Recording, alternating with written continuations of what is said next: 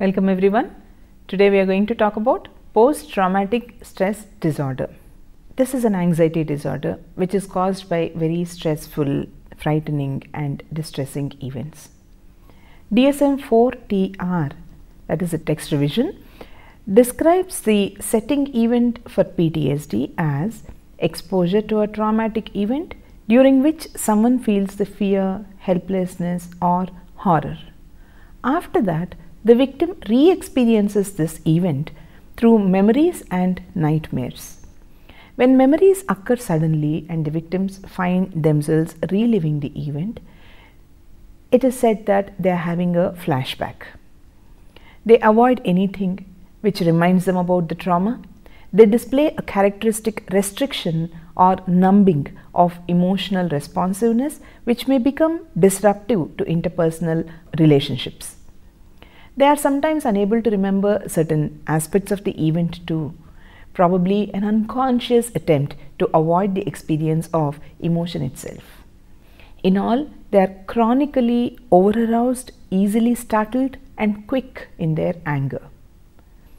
PTSD typically develops after a terrifying ordeal that involved physical harm or the threat of physical harm. The person who develops PTSD may have been the one who was harmed himself or herself. The harm may have happened to a loved one, or the person may have witnessed a harmful event that happened to loved ones or even strangers. What are the various events which can cause PTSD? There are a variety of events which may cause PTSD, like serious road accidents, violent personal assaults such as sexual assault, mugging or robbery, or prolonged sexual abuse, violence or severe neglect for that matter, witnessing violent deaths or military combat, or being held hostage, or terrorist attacks, or for that matter even natural disasters such as severe floods, earthquakes or tsunamis. Any of these may be the events which may be responsible for PTSD in certain individuals. PTSD can develop immediately after someone experiences a disturbing event, or it can occur months, weeks or even years later. PTSD is estimated to affect about 1 in every 3 people who have had a traumatic experience, but it is not exactly clear why some people develop the condition and others don't.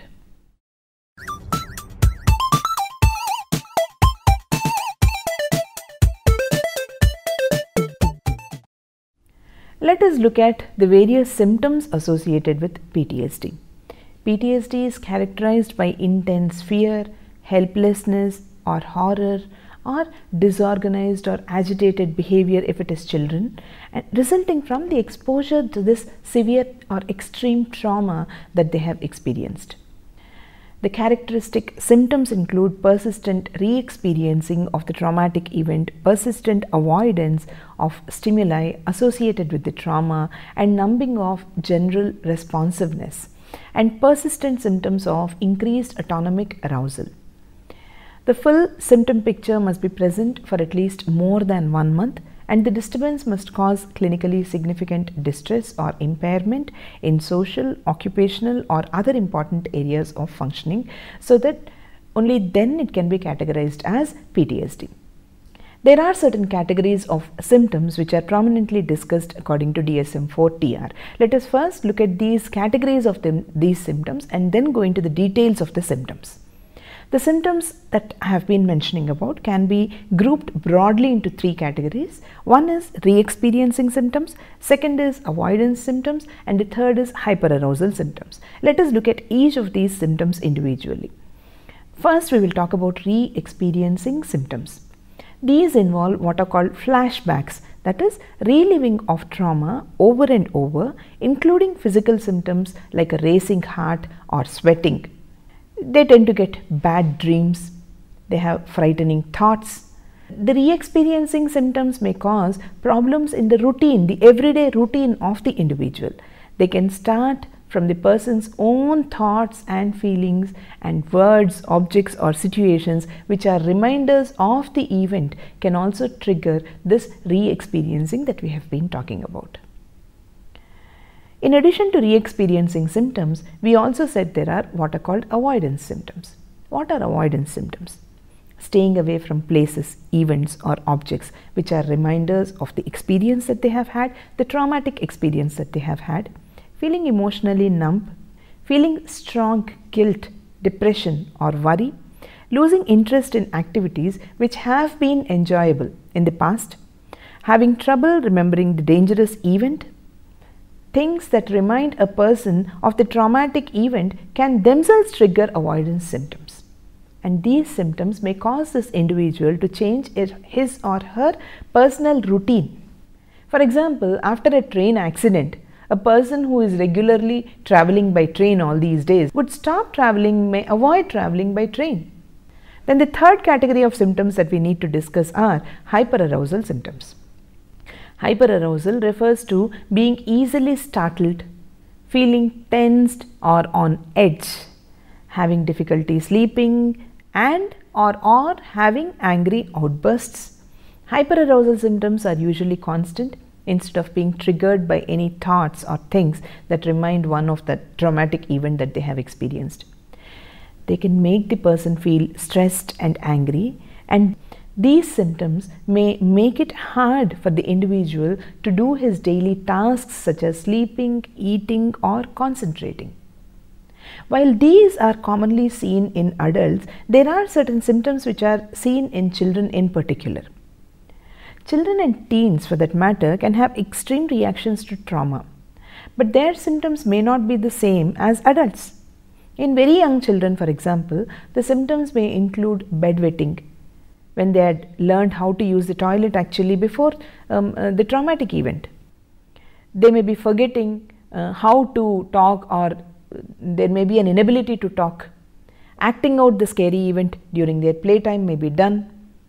Being unusually clingy with the parent or other significant adults may be seen. Older children and teens may usually show symptoms more like those which we have discussed with reference to adults. They may also develop disruptive, disrespectful or destructive behaviors as well. And older children and teens may feel guilty for not preventing the injury or deaths.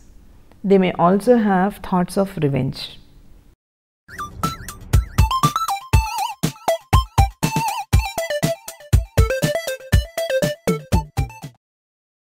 In order to diagnose the problem as PTSD, there are certain criteria which have been prescribed by DSM-4-TR. We will look into those criteria. Before that, let us basically discuss about how the person is diagnosed with PTSD. Not every traumatized person develops full-blown or even minor PTSD. We have to remember this fact. Symptoms usually begin within 3 months of the accident, but occasionally emerge years afterward too. They must last more than a month to be considered as PTSD. And the course of illness may vary with individuals.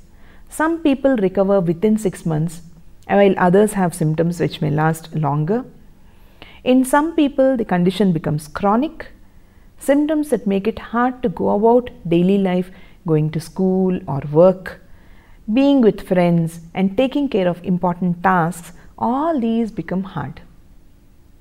To be diagnosed with PTSD, a person must have at least 1 or more of re-experiencing symptoms, and at least 3 or more of avoidance symptoms, and at least 2 or more of hyperarousal symptoms for more than 1 month.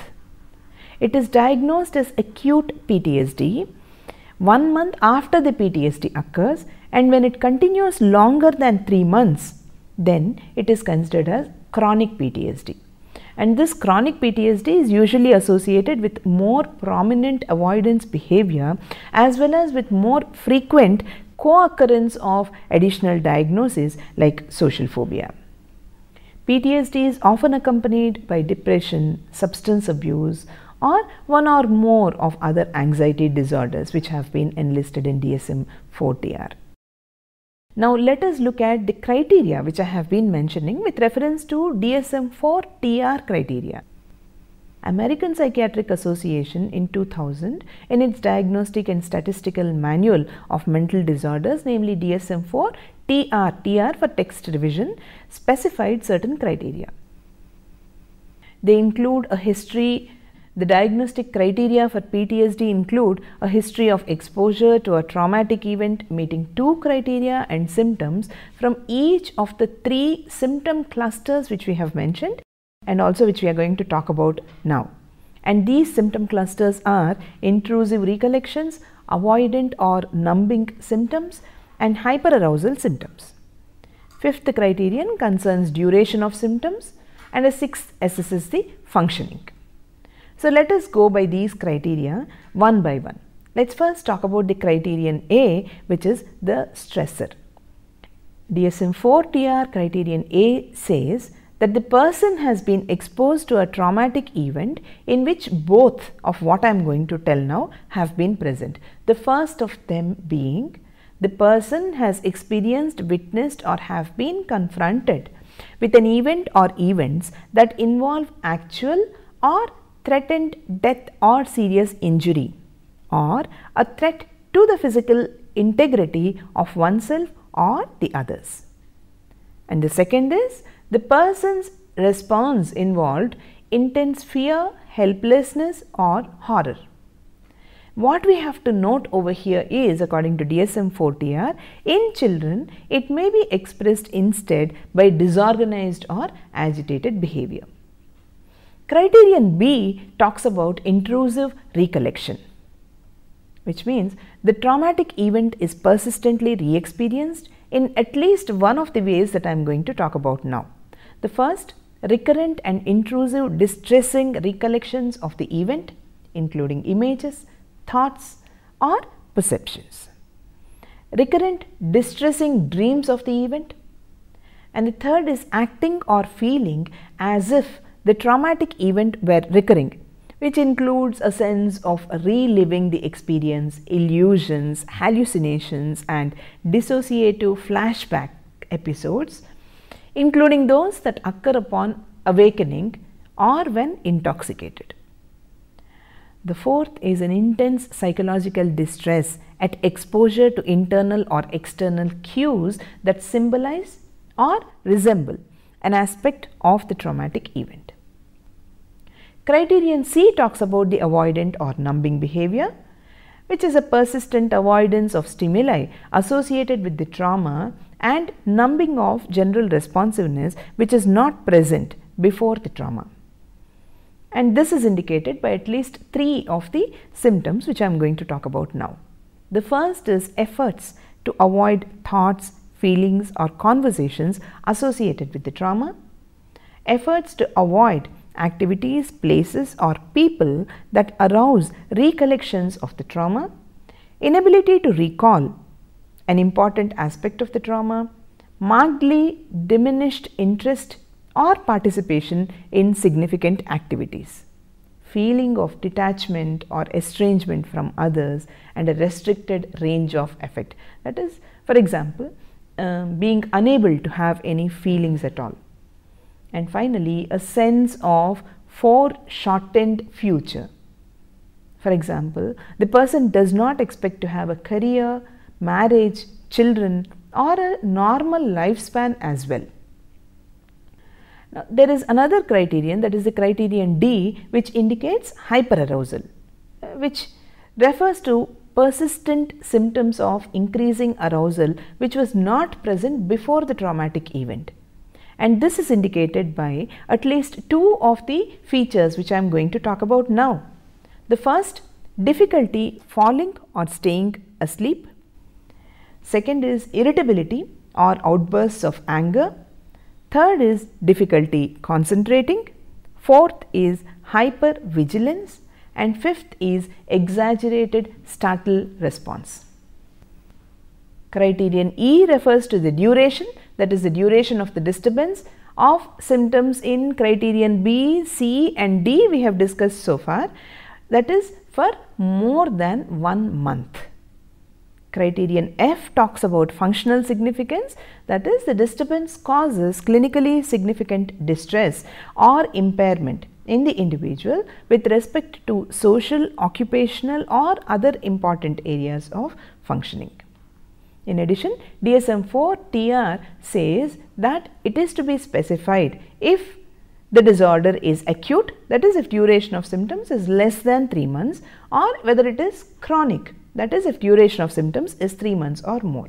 Also to be specified if with or without delay onset, that is onset of symptoms at least 6 months after the stressor.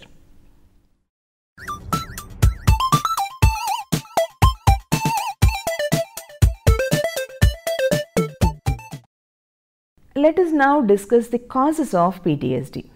Many scientists currently are focusing on genes which play a role in creating fear memories. Understanding how fear memories are created may help to refine or find new interventions with relation to reducing the symptoms of PTSD. Studying parts of brain involved in dealing with fear and stress also helps researchers to better understand possible causes of PTSD. One such brain structure is amygdala, known for its role in emotion, learning and memory, as you are all aware of.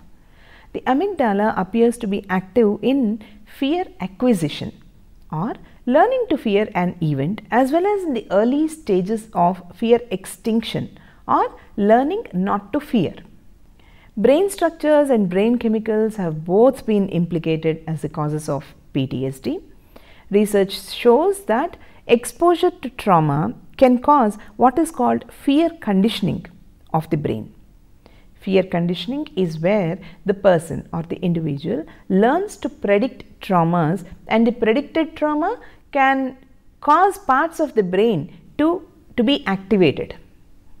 With post-traumatic stress disorder that we are discussing currently, fear conditioning causes the brain to anticipate danger where none exists, where no situation actually exists, and thus causing PTSD conditions. Along with the biological vulnerability which researchers talk extensively about, psychological vulnerability of the individual has been discussed too. Social and cultural factors also seem to play a very significant role. Let me talk about certain research findings in this context. What do researchers have to say about the causes of PTSD? Researchers say that there is a strong correlation between the level of danger perceived by the individual exposed to the trauma and the likelihood of developing PTSD. Other predictive factors include previous exposure to trauma and a personal and family history of psychiatric disorders, particularly depressive disorder. Some persons seem to have more likely than others to develop PTSD. This is because of their genetic composition. Genetic factors can influence the risk of exposure, according to studies, to some forms of trauma, probably through individual differences in personality which influence the environmental factors. It is difficult to know to what extent the increased vulnerability to PTSD in family members of trauma survivors is related to the biological and genetic phenomena as opposed to the experiential ones, because of the large degree of shared environment in the families.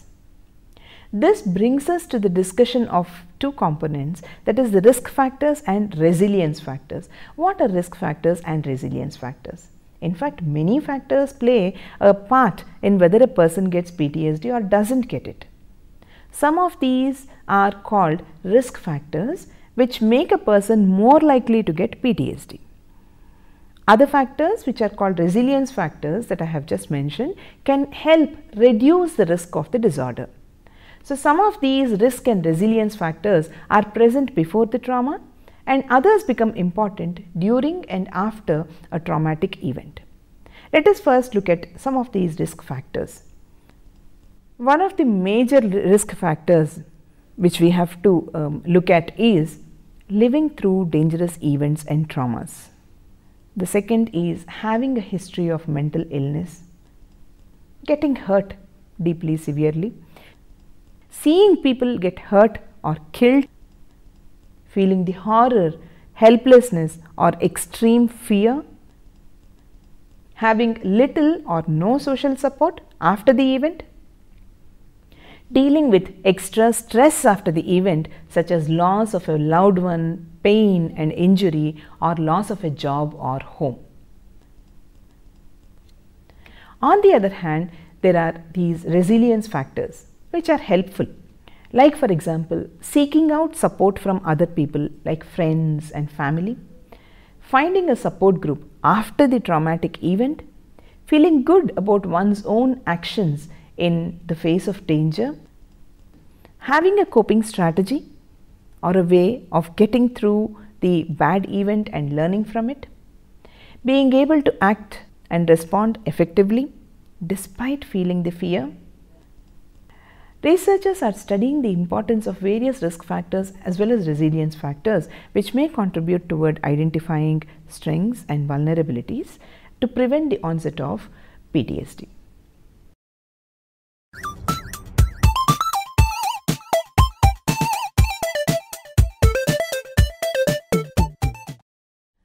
So far we have discussed about the symptoms, we have discussed about the causes, we have discussed about risk factors and resilience factors.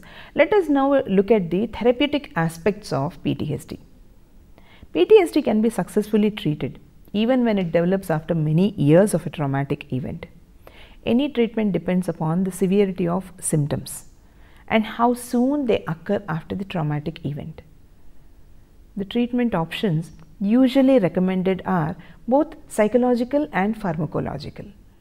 Psychological treatment such as trauma-focused cognitive behavioral therapy, which is called CBT, or eye movement desensitization and reprocessing, which is called EMDR, and many other techniques which we are going to shortly discuss. In addition to this, antidepressant medication is also recommended. What do studies have to say about psychological therapeutic techniques? Studies say that psychological intervention after trauma appears to be meeting some real and symbolic needs of the victim, helping them overcome their sense of helplessness and guilt about surviving as well as other overwhelming emotions. It is also pointed that immediacy has been thought to enhance the efficacy of the psychological intervention in accordance with the notion that the earlier the intervention takes place, the less the opportunity for maladaptive and disruptive cognitive and behavioral patterns to become established. Psychotherapy involves thus talking on the basis of the needs at the level of one-to-one or in group. It usually lasts 6 to 12 weeks, but it may take more time as well. Research shows that support from family and friends can be an important part of the therapy. Many types of psychotherapy can help people with PTSD. Some types target the symptoms of PTSD directly. Other therapies focus on social, family or job-related problems which may be because of PTSD. The therapist may combine different therapies and techniques depending upon the needs of the individual who is suffering. So let us now have a further look into these therapies. We will start off with psychodynamic therapies. Psychodynamic therapy helps to explore and understand the unconscious aspects of the trauma and its personal meaning to that particular individual. This form of treatment may be necessary for multiple traumatic events which are experienced over time. For example, childhood abuse in a dysfunctional family. You are seeing that one adds to the other. It's got a cumulative effect upon the individual. Another way of looking at the therapeutic techniques is the behavior modification techniques. These behavior modification techniques involve changing the maladaptive behavior patterns into more adaptive and healthy behavioral patterns. Various therapies have been enlisted, especially with relation to cognitive behavioral therapy. We all know cognitive behavioral therapy is also called CBT. It's supposed to be very helpful in dealing with PTSD. It's a way of helping to think differently about memories, so that they become less distressing and more manageable. It will usually also involve some relaxation work to help the individual tolerate the discomfort of thinking about the traumatic events. It encompasses many approaches like systematic desensitization, relaxation training, biofeedback, cognitive processing therapy, stress inoculation training, assertiveness training, exposure therapy, combined stress inoculation training, combined exposure therapy, relaxation training with cognitive therapy as well. Let us look at least some of these techniques. Cognitive restructuring, for example, helps people make sense of the bad memories that they have been going through. Sometimes people remember the event differently than how it happened. They may feel guilt or shame about what is not their fault. The therapist helps people with PTSD look at what happened in a more realistic way.